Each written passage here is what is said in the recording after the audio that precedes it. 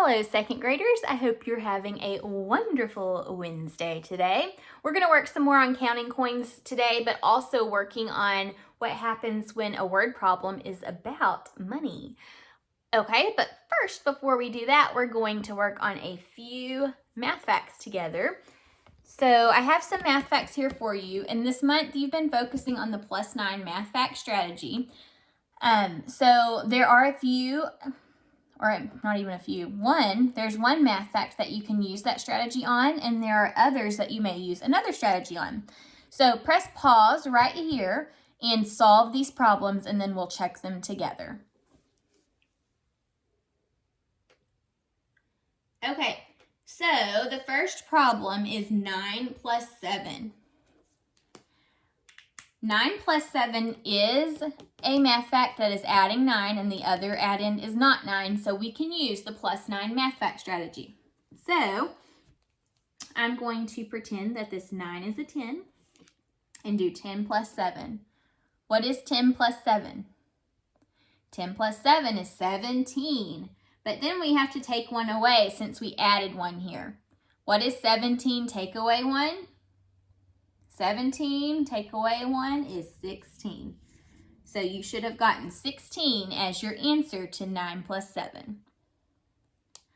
All right, our next math fact here is 9 plus 9. Now this does have +9s, but both of them are 9s. So whenever an add-in is the same as the other add-in, that's a double. So we should know our doubles now. What is 9 plus 9?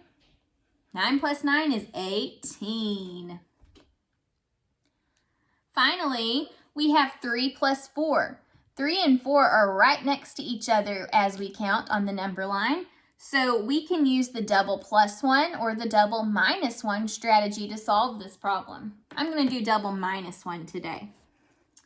So when we do double -1, we take the largest add-in first and double it. 4 plus 4 equals 8. And then we take 1 away. 8 minus 1 equals 7. So 3 plus 4 is 7. How'd you do on your math facts today? Okay, we're going to practice counting one collection of coins, and then we're going to move on to looking at some word problems that involve money. All right, so I'm going to have you, let me just sweep these off here.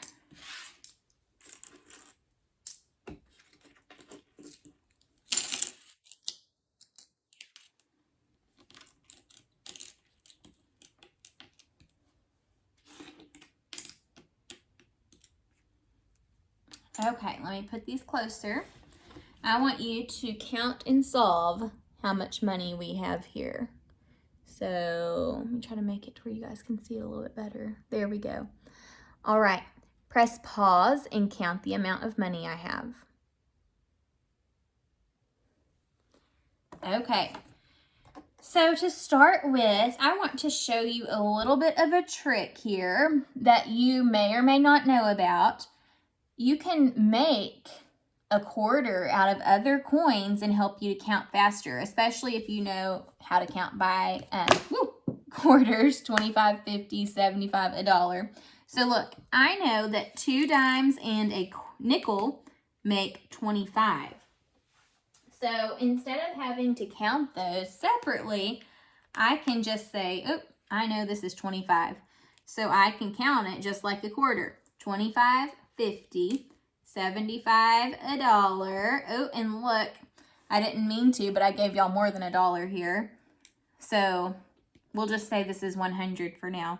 25, 50, 75, 100, 101, 102, 103, 104, 105, 106.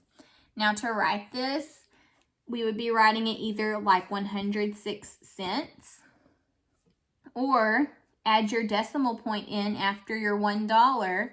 You have $1.06. Either way you write it is correct.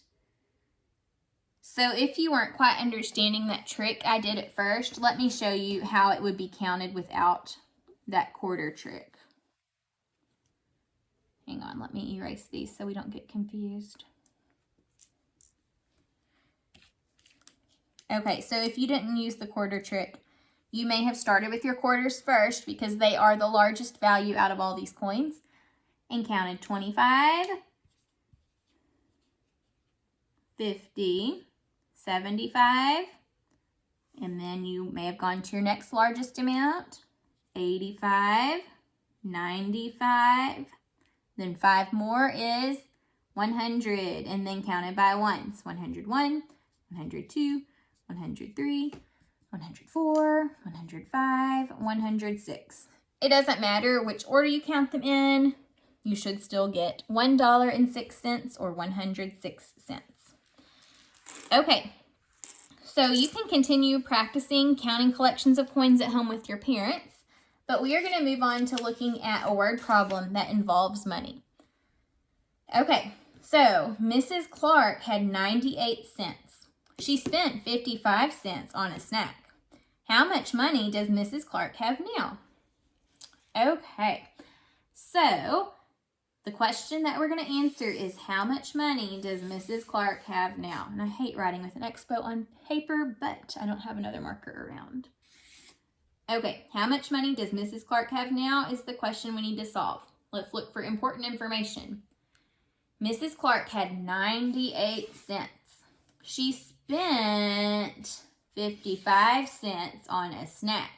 Okay, so if Mrs. Clark is spending money, is she getting more money or is she taking away from what she has?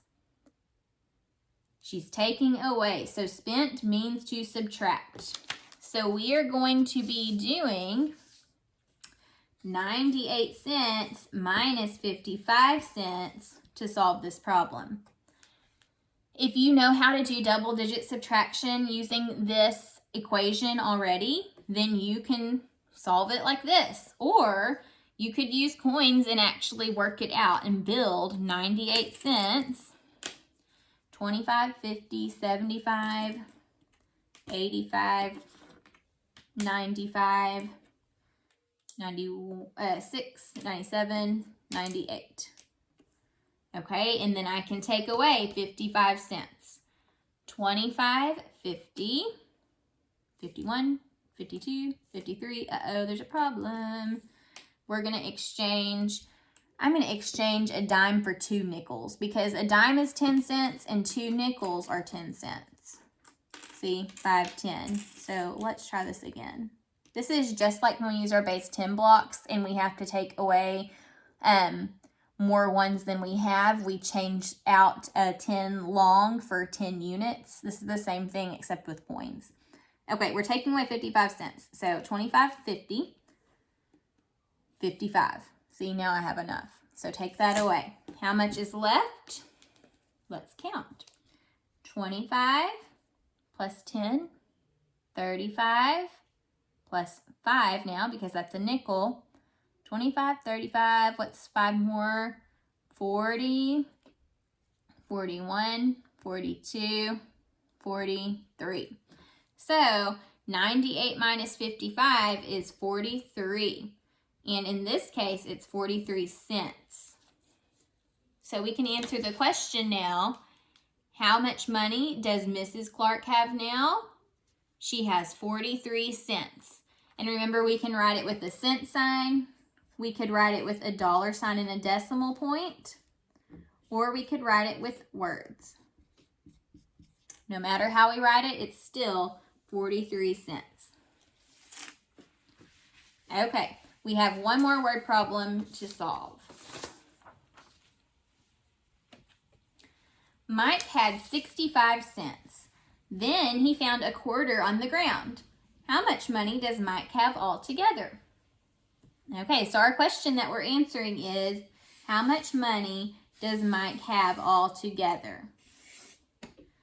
Let's listen for important information. Mike had 65 cents. Then he found a quarter on the ground. How much money does Mike have altogether? Okay, so he started out with 65 cents, then he found a quarter. If he is finding more money, is he adding to what he had or taking away from what he had? If he found a quarter, he is adding to what he had. So this is an addition problem. Now, it doesn't tell us the number here, but we already know what a quarter is worth. How much is a quarter worth? A quarter is worth 25 cents. So we know we're going to have to do 65 plus 25 to figure out how much money Mike has altogether. So let's build that with our coins. 65, let's see, we start with 25. And another quarter is 50. And then a dime, 60. And a nickel, 5 more. 25, 50, 60, 65. And then Mike found another quarter, so we're going to add a quarter to this. How much money does Mike have altogether? Let's count it. 25, 50, 75, plus 10 now, because now we're changing over to a dime. 75 plus 10 is 85, and now add 5 more for your nickel. 85 and 5 more is 90. So how much money does Mike have altogether? He has 90 cents. You can write it this way also. Either way is correct. Just remember, when you're writing cents, you don't put your cent sign first. The cent sign goes last. The only symbol that comes first is your dollar sign if you're writing dollars. But don't forget, if you write your dollar sign like this, is this 90 cents? No, that's $90. So make sure you remember to put the 0 in the dollar place. Okay? I'm going to leave you with a little challenge today. So we worked on a few different word problems that had coin amounts in them. I want you to see if you can write a word problem using the numbers 28 cents and 40 cents. So see if you can write some kind of problem using 40 cents and 28 cents. It can be an addition problem or a subtraction problem. It's up to you. So write your problem out and then solve it. That's your challenge. See you next time.